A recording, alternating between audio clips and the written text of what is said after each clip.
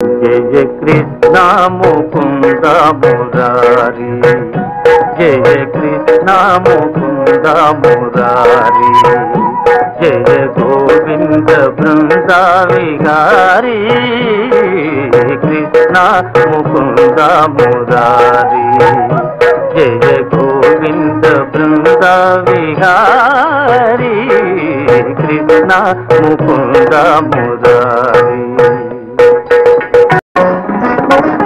దేవకి పంట వసుదేవు వెంట, దేవకి పంట వసుదేవు వెంట, యమునను నడిరేయి దాటితి వంట,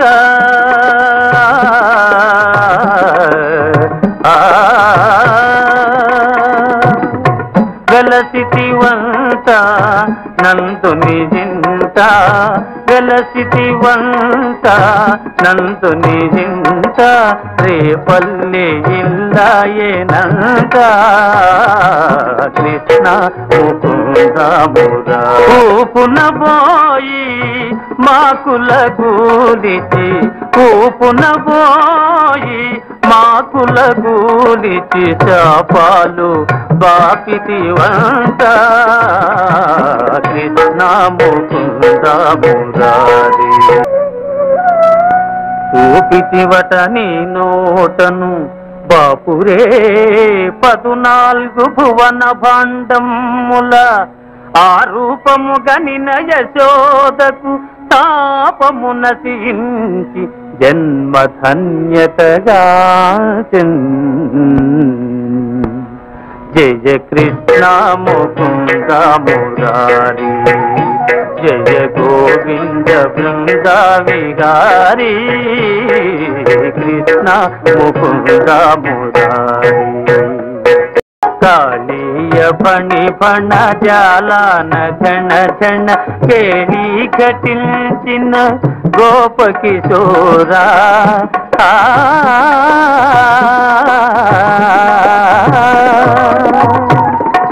కంసాది దానవ గర్వాపహార, కంసాది దానవ గర్వాపహార, హింస విదూరా పాప విదార, కృష్ణ ముకుంద మురారి. కస్తూరి తిలకం లలాట ఫలకే, వక్షస్థలే కౌస్తుభం, నాసాగ్రే నవమౌక్తికం, కరతలే వేణుం కరే కంకణం, సర్వాంగే హరిచందనం చ కలయం, కంఠే చ ముక్తావళీ, గోపస్త్రీ పరివేష్టితో విజయతే గోపాల చూడామణి, విజయతే గోపాల చూడామణి. విరళీకృత నవ రాసకేళి, విరళీకృత నవ రాసకేళి, వనమాలి సిఖిపించమౌళి, వనమాలి సిఖిపించమౌళి, కృష్ణ ముకుంద మురారి.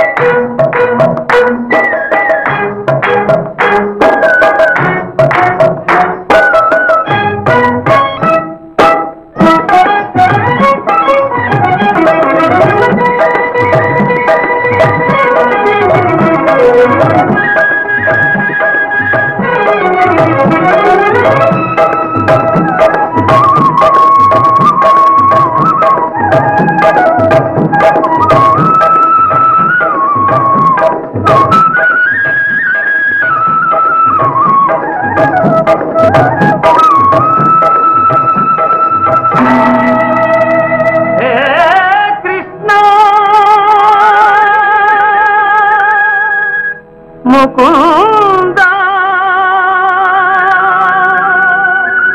మురారి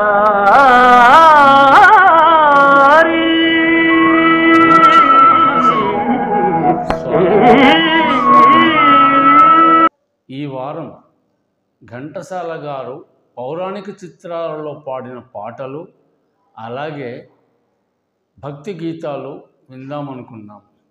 ఇప్పుడు మీరు విన్న పాట పాండురంగ మహాత్మ్యం చిత్రంలోని పాట. ఘంటసాల గారు పాడిన అతిపెద్ద పాటల్లో ఇది ఒకటి. ఈ భక్తి గీతంలో ఒకేసారి సంగీత మధురిమలు, సాహిత్య పరిమళాలు, నృత్య భంగిమలు అన్నీ కనిపిస్తాయి. 1959లో విడుదలైన గాంధారి గర్వభంగము అనే సినిమాలో భూమిపై నుంచి ఏకంగా మహేంద్రలోకం వరకు అర్జునుడు సంధించి ఏర్పరచిన బాణపు నిచ్చెన ద్వారా పైకి ఎగబ్రాకుతూ ఇంద్రుని కలిసేందుకు భీముడు వెడుతున్న ఓ సన్నివేశం కనిపిస్తుంది. ఇంద్రుడి వాహనమైన ఐరావతాన్ని, ఏనుగుని భూమిపైకి తీసుకువచ్చే ప్రయత్నంలో భాగమే ఆ ప్రయాణం. ఆ సందర్భంగా ఘంటసాల గారు పాడిన ఓ పాటని విందాం రండి.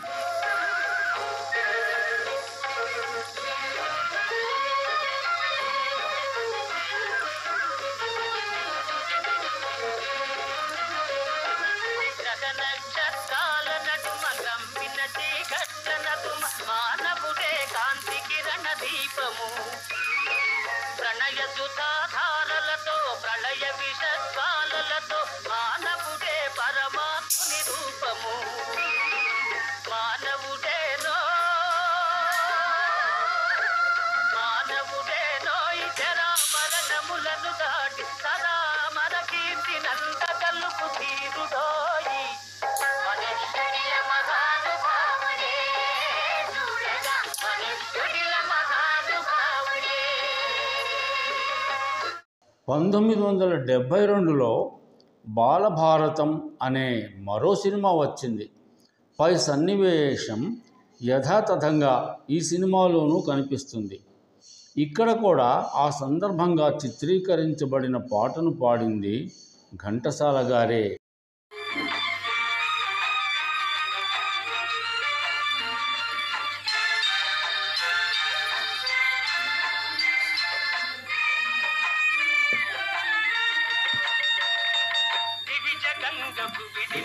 భగీరథుడు మానవుడే, సుస్థిర తారక మారిన ధ్రువుడు కూడా మానవుడే. సృష్టికి ప్రతి సృష్టి చేయు విశ్వామిత్రుడు నరుడే. జీవకోటి సర్వములో శ్రేష్టతముడు మానవుడే. మానవుడే మగధీయుడు, మానవుడే. రావణుడు గొప్ప శివభక్తుడు. శివుడి గురించి తపస్సు చేస్తూ తన్మయత్వంలో శివపరమాత్మని స్తుతిస్తూ అతడు పాడిన పాటను ఘంటసాల గారి గొంతులో విందాం రండి.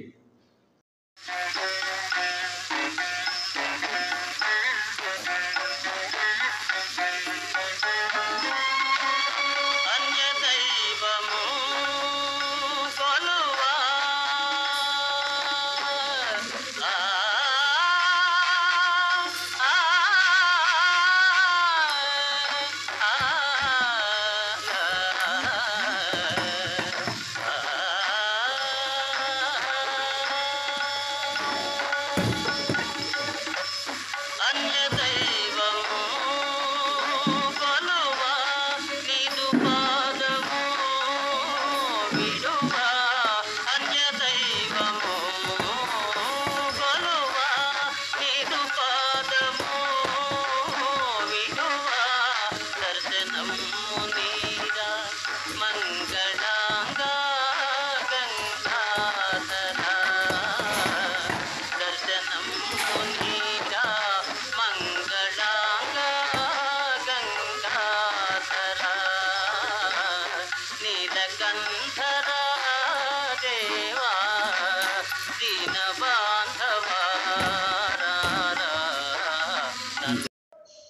భక్తి పాటలకి ఓ చిన్న బ్రేక్. ఘంటసాల గారు ఏఎన్ఆర్ గారికి పాడిన ఓ హిట్ సాంగ్ విందాం రండి.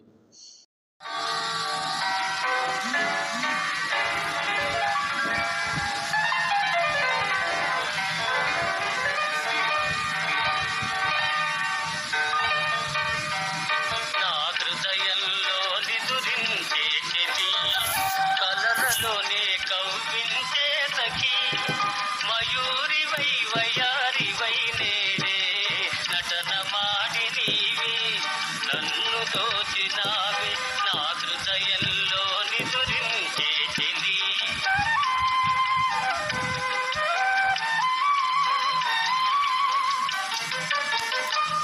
నీ కన్నులలోనా దాగెనులే వెన్నెలలోనా, కన్నులలోనా దాగెనులే వెన్నెలలోనా, చకోరమై నిన్ను వరించి అనుసరించినానే, కలవరించినానే, నా హృదయంలో నిదురించే చెలి, కలలలోనే కవ్వించే సఖి, మయూరివై వయారివై నేడే, నటన మాడి నీవే నన్ను దోచినావే, నా హృదయంలో నిదురించే చెలి. ఘంటసాల గారి స్వరమాధుర్యం పాటల్లోనైతేనేమి, పద్యాల్లోనైతేనేమి, మరే ఇతర ప్రక్రియలోనైతేనేమి అభేద్యమే. ఒకానొక జానపద చిత్యంలో ఘంటసాల గారు పాడిన ఓ పద్యాన్ని విందాం రండి. అవును, అలాగే చేద్దాం. నేనే వెళ్ళి తమ్ముని తీసుకొస్తాను. ఎచటలో గల స్వర్గం ముని చటదింపి, నన్ను మురిపించి మరపించినావు చెలియా, నీవే జీవితాధారము, నీవే దిక్కు, నీదు పాదాల సాక్షిగా, నీవే రక్ష, నీవే రక్ష.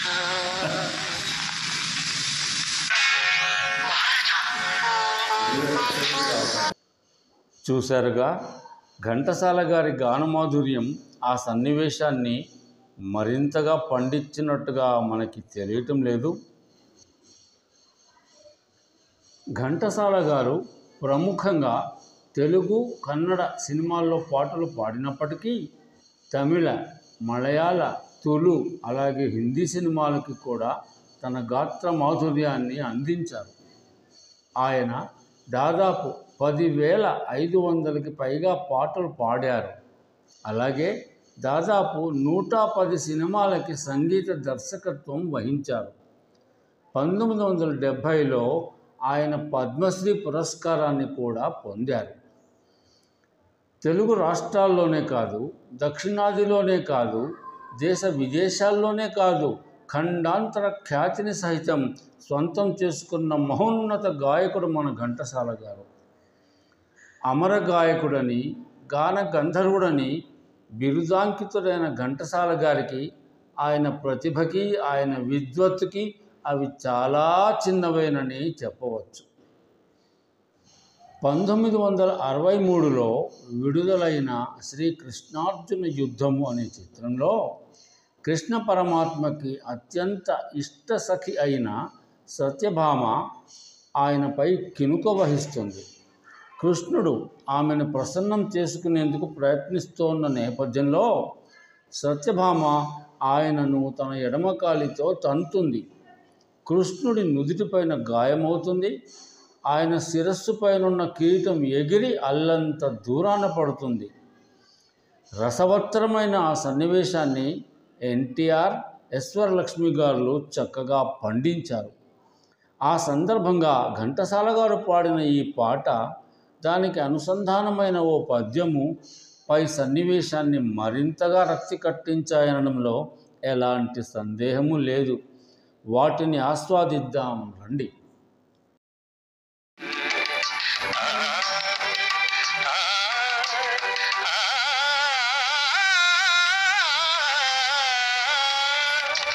ప్రియురాలివి సరసనుండి విరహమిటుల విద్యుతువా హరియు భగనాతరమ కనికరించవా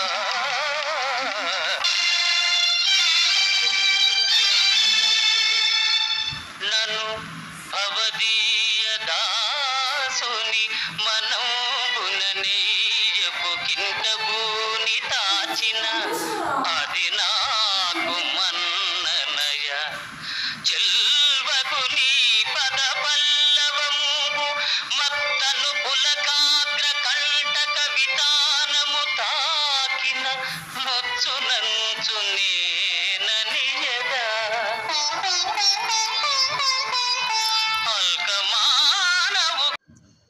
1966లో శ్రీకృష్ణ తులాభారం అనే మరో సినిమా విడుదలైంది. ఈ సినిమాలో కూడా పై సన్నివేశం యథాతథంగా చోటు చేసుకుంది. ఇక్కడ శ్రీకృష్ణుడిగా ఎన్టీఆర్ గారే నటించగా సత్యభామగా జమున నటించారు. ఈ సినిమాలో పాట మారింది కానీ పాట చివరన మొదలైన పద్యం మాత్రం అలాగే ఉంది. ఇక్కడ కూడా పై పాటని దాని వెనకాలే వచ్చిన పద్యాన్ని పాడి సదరు సన్నివేశాన్ని రక్తి కట్టించింది ఘంటసాల గారే.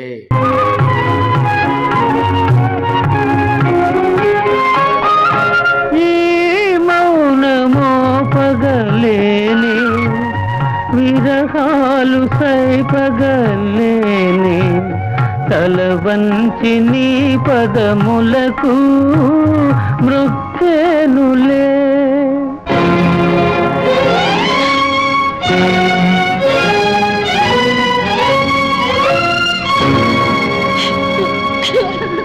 నన్ను భవదీయ దాసుని మనంబున నెయ్యపు కింకబూని తాచిన అది నాకు మన్ననయ చెల్వగు నీ పద పల్లవంబు మత్తను పులకాగ్ర కంటక వితానము తాకిన నొచ్చునల్చు నేననియదా అల్కమానవు గదా ఇకనైన అరాళ కుంతలా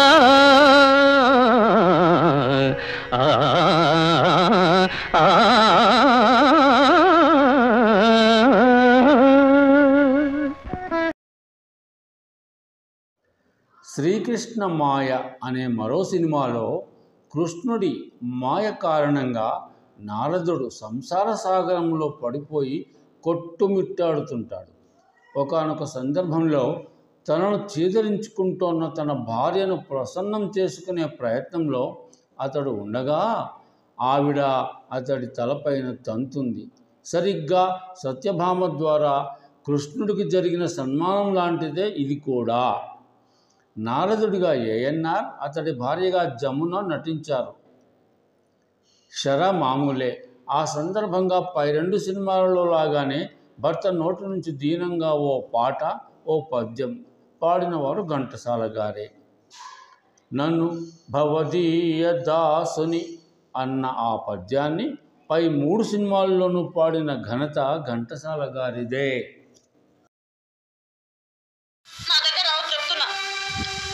జీవించగలనా ప్రాణేశ్వరి? గత ఎపిసోడ్లో ఘంటసాల గారు పాడిన కొన్ని పాటలకు సంబంధించి ఓ క్విజ్ని వీక్షకుల ముందు పెట్టడం జరిగింది. దాని గురించి చర్చిద్దాం రండి. హే కృష్ణ, ఆనాడు తెలియక నిన్ను కేలి చేశాను. ఆడదాని కాలితను తిన్నావు, కానీ దానిలోని మాధుర్యాన్ని ఈనాడు తెలుసుకున్నాను. కృష్ణ, నీ శృంగార పాండిత్యం అపారం. దేవి త్రిభువన సౌందర్య రాశి. నను భవదీయదాసుని మనవంబున నెయ్యపు కింకబూని తాచినయదే నాకు మన్ననయే చెల్వగు నే పద పల్లవంబు మత్తను పులకాగ్ర కంఠ కవితానము తాకిన నచ్చనంచు నిజదా అల్కమానవు కదా ఇకనైన వినీల కుంతల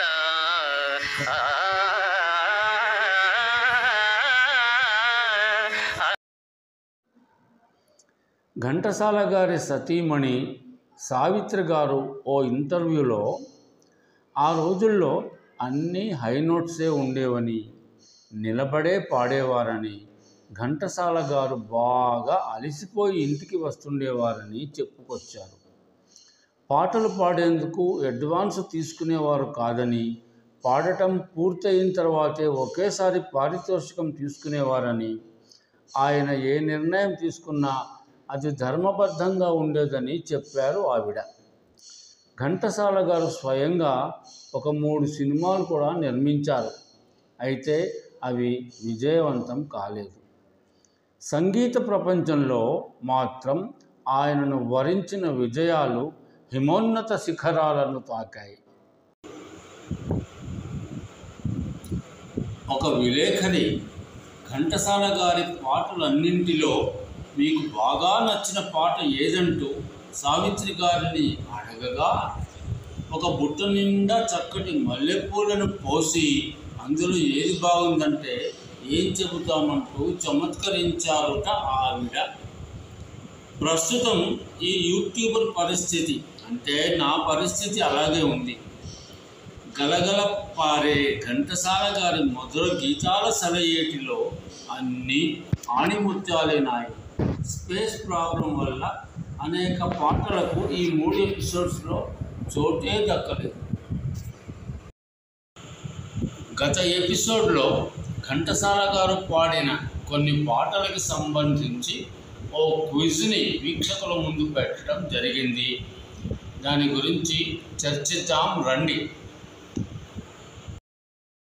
ఓహో ఆంధ్రభోజ శ్రీకృష్ణదేవరాయ విజయనగర సామ్రాజ్య నిర్మాణ తేజో విరాజ ఈ శిథిలాలలో చిరంజీవి వైనావయా. ఈ పాటలో తేజో విరాజ అన్న పదాల్ని ఘంటసాల గారు ఎలా ఉచ్చరించారో ఒక్కసారి గమనించండి. తేజో విరాజా తేజో విరాజా తేజో విరాజా తేజో విరాజా. తేజస్సు అనేది ఒక అద్భుతమైన పదం. దానికి అర్థం కేవలం అందం, ప్రకాశం, కాంతి లేదా వెలుగు వంటి పదాలకి మాత్రమే పరిమితమవుతుందని ఎవరైనా అనుకుంటే అది పొరపాటే అవుతుంది. తెలుగు భాషలో ఇంకా ఎన్నో అర్థాలున్నాయి ఆ పదానికి. తేజస్సు అంటే బలం, తేజస్సు అంటే పరాక్రమం, తేజస్సు అంటే వీర్యం, తేజస్సు అంటే శౌర్యం, తేజస్సు అంటే చురుకుదనం, తేజస్సు అంటే వేగం, తేజస్సు అంటే పదునైన ఆయుధపు మొన, తేజస్సు అంటే ధైర్యం, తేజస్సు అంటే సాహసం, తేజస్సు అంటే శక్తి, తేజస్సు అంటే సామర్థ్యం. పై లక్షణాలలో అన్నీ కాకపోయినా కొన్నింటినైనా కలిగి ఉన్న ఒక వ్యక్తి, ఒక నాయకుడు లేదా ఒక పరిపాలకుడు తాను అనుకున్నది అతి సులువుగా, అత్యంత సునాయాసంగా సాధించగలుగుతాడు అనేది సత్యం. అతడే ధీరుడు. ఆంధ్రభోజుడు అన్న బిరుదుతో ఖ్యాతికెక్కి వైభవోపేతమైన విజయనగర సామ్రాజ్యాన్ని నిర్మించిన శ్రీకృష్ణదేవరాయలు అలాంటి ధీరుడే. తేజస్సు అనే పదానికి అర్థాన్నిచ్చే ప్రతి లక్షణాన్ని, ప్రతి సుగుణాన్ని పుణికిపుచ్చుకున్న మహోన్నత వ్యక్తి కృష్ణదేవరాయల వారు. ఆయన తేజస్సును ప్రస్తుతిస్తూ మొదలైన పాట కావటంతో ఘంటసాల గారు తనకి తెలియకుండానే తేజస్సు అనే ఆ పదాన్ని ఓ విరుపు విరిచి లేదా ఓ నొక్కి మరి ఆ పాటను పాడారేమో తెలియదు, కానీ ఆ విరుపు వల్ల లేదా ఆ నొక్కు వల్ల మధురమైన ఆ పాట మరింతటి మాధుర్యాన్ని సంతరించుకుందని అనటానికి ఎలాంటి సందేహము అక్కర్లేదు. సెలయేరు నవ్వుతుంది, చిరుగాలి చూస్తుంది, నా బయట చెంగులాగే కవ్వించకు.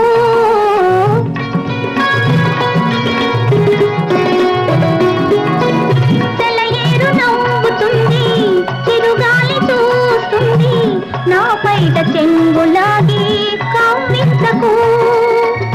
అనువైన వేళ అందాలు దాటకు, అనువైన వేళ అందాలు దాటకు, అణువణువు నిన్నే కోరే మురిపించకు. ఈ పాటలో ఘంటసాల గారు అనువైన వేళ అన్న ఆ రెండు పదాలని ఎలా పలికారో కూడా గమనిద్దాం. అనువైన వేళ, అనువైన వేళ, అనువైన వేళ. ఇది ఒక రొమాంటిక్ సాంగ్.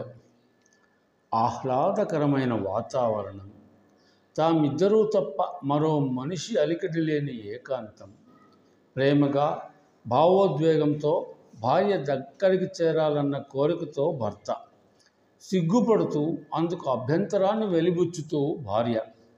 ఆ ధోరణికి ప్రతిస్పందనగా భర్త అందుకున్న రాగం అది. అంతటి అనువైన సమయాన్ని, అంటే అంతటి అనువైన వేళని వృధా చేస్తుందని భార్య మీద చిన్నపాటి కినుకతో భర్త. అందుకే ఆ పదాన్ని సాగదీస్తూ పాడినట్టున్నారు ఘంటసాల గారు.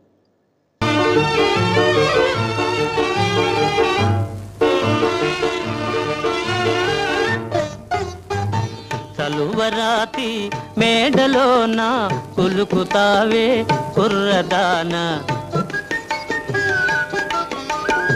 చలువరాతి మేడలోన కులుకుతావే కుర్రదాన, మేడగట్టిన చలువరాయి ఎలా వచ్చెనో చెప్పగలవా?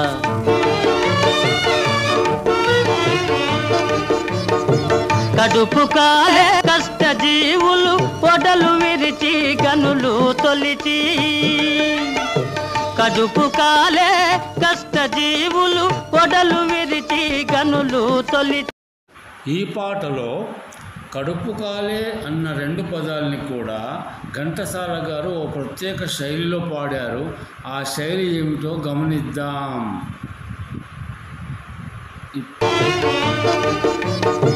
కడుపు కాలే, కడుపు కాలే, కడుపు కాలే, కడుపు కాలే. ఇది కవి హృదయం. చలువరాతి మేడల్లో కులుకుతూ కార్లలో షికార్లు కొట్టే ఓ పాలబుగ్గల అమ్మని ఉద్దేశించి హీరో పాడిన పాట ఇది. కథ ప్రకారం హీరో ఒక భావకవి. కడుపు కాలే కష్టజీవులు తమ ఒళ్ళు విరిచి గనులు తొలిచి తమ చెమట చుక్కలను కూడా చేర్చి మరీ ఆ చలువరాళ్లను తీర్చిదిద్దుతారనేది సారాంశం ఇక్కడ.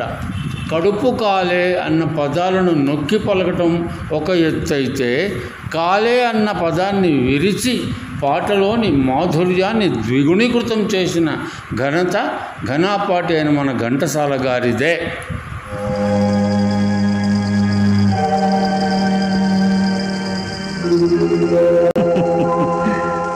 మల్లిజలారా మాలికలారా మౌనముగా ఉన్నారా,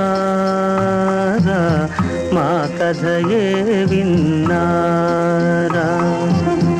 మల్లిజలారా మాలికలారా మౌనముగా ఉన్నారా మా కథయే విన్నారా. ఈ పాటలో కూడా మౌనముగా ఉన్నారా అన్న 2 పదాలను ఘంటసాల గారు ఎలా ఉచ్చరించారో జాగ్రత్తగా గమనించండి. మౌనముగా ఉన్నారా మౌనముగా ఉన్నారా మౌనముగా ఉన్నారా. ఓ శోభన కార్యక్రమానికి చెందిన దృశ్యం. అయితే వధూవరులు ఇద్దరి మొహాల్లోనూ ఆనందోత్సాహాలకి చెందిన ఛాయలు కానీ ప్రేమానురాగాలను ఒలికించే పరిమళాలు కానీ అక్కడ కానరావు. ఆహ్లాదభరితమైన వాతావరణము అక్కడ మృగ్యమే. ఇద్దరి మధ్యన ఏదో పెద్ద అగాధం, మౌనం మౌనం మౌనం. ఏదో తీరని ఆవేదనని వ్యక్తపరుస్తూ వరుడు, దాదాపు అదే పరిస్థితిలో వధువు.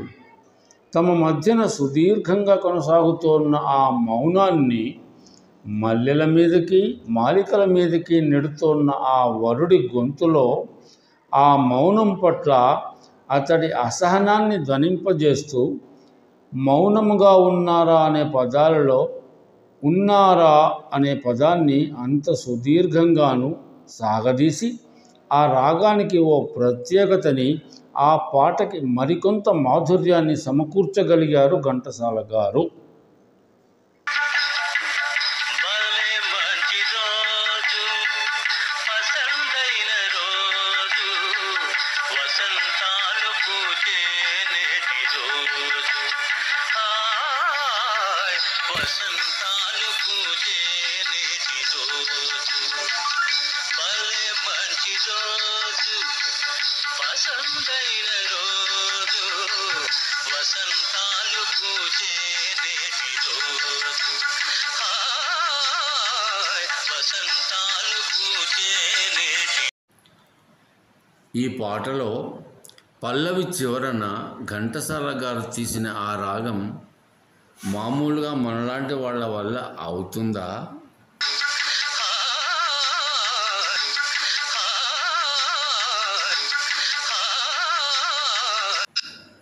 ఘంటసాల గారు జగ్గయ్య గారికి పాడిన ఓ అరుదైన పాట ఇది. భలే మంచి పాట.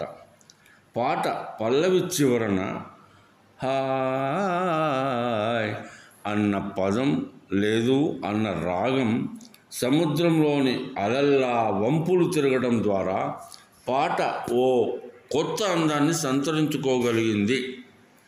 పదాలను అలాంటి వంపులు తిప్పగల నైపుణ్యం ఘంటసాల గారికి కాక ఇతరులకు సాధ్యమేనా? ఒకరికిస్తే మరలి రాదు, ఓడిపోతే మరిచిపోదు. ఒకరికిస్తే మరలి రాదు, ఓడిపోతే మరిచిపోదు. గాయమైతే మాసిపోదు, పగిలిపోతే అతుకు పడదు. ఈ పాటలో మరచిపోదు అన్న పదాన్ని ఘంటసాల గారు ఎలా మెలికలు తిప్పారో ఒక్కసారి గమనిద్దాం రండి. మరిచిపోదు మరిచిపోదు మరిచిపోదు. ఇది మనసుకి సంబంధించిన గొడవ. మనసు అనేది ఒకరికి ఇస్తే మళ్ళీ తిరిగి రాదని, ఎప్పుడైనా ఓడిపోతే ఎప్పటికీ మరిచిపోదని కవి భావన.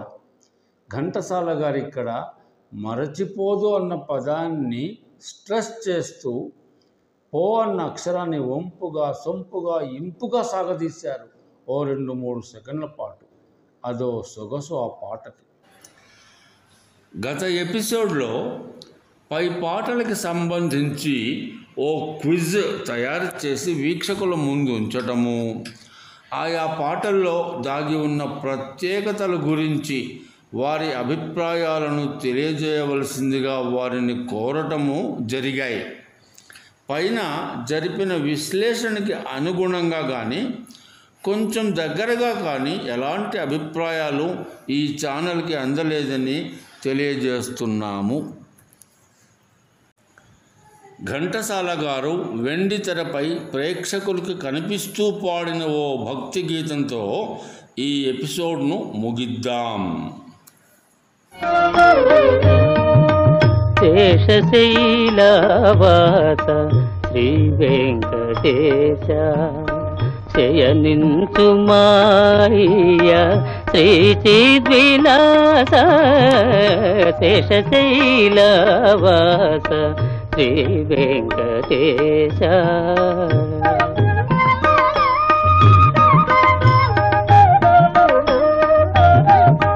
శ్రీదేవి వంకకు చిలిపిగా చూడకు అలమేలు మంగకు అలుకరానీయకు శ్రీదేవి వంకకు చిలిపిగా చూడకు అలమేలు మంగకు అలుకరానీయకు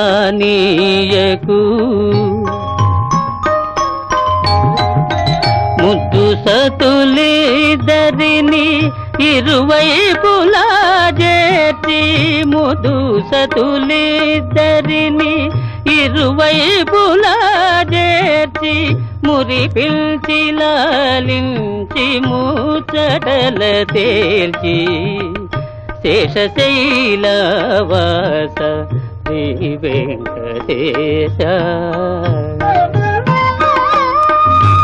మహాశయులారా, నేను నా ఈ ఛానల్ ద్వారా ఘంటసాల గారి గురించి అనేక విషయాలను తెలియజేస్తూ వచ్చిన విషయం మీకు తెలిసిందే.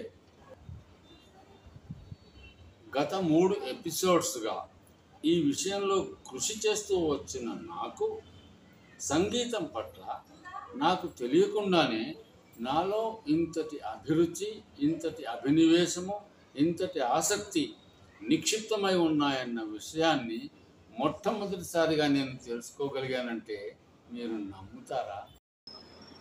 ఒక్కో పాటకు చెందిన వీడియో క్లిప్పింగ్స్ని కంపైల్ చేస్తున్న ప్రతిసారి ఈ పాటను నేను 9th క్లాస్లో ఉండగా విన్నానని, మరో పాట కోసం ఫలానా సినిమాని ఎన్నిసార్లు చూశానో నాకే గుర్తులేదని నా చిన్ననాటి అనుభూతులన్నింటినో నెమరు వేసుకునే అదృష్టం కలిగింది నాకు. అలాగే భావపరంగానే కాక భాషాపరంగా కూడా నాలో ఇంతటి పరిణతి ఎప్పుడు కలిగిందోనన్న ఆశ్చర్యానికి కూడా లోనయ్యాను నేను.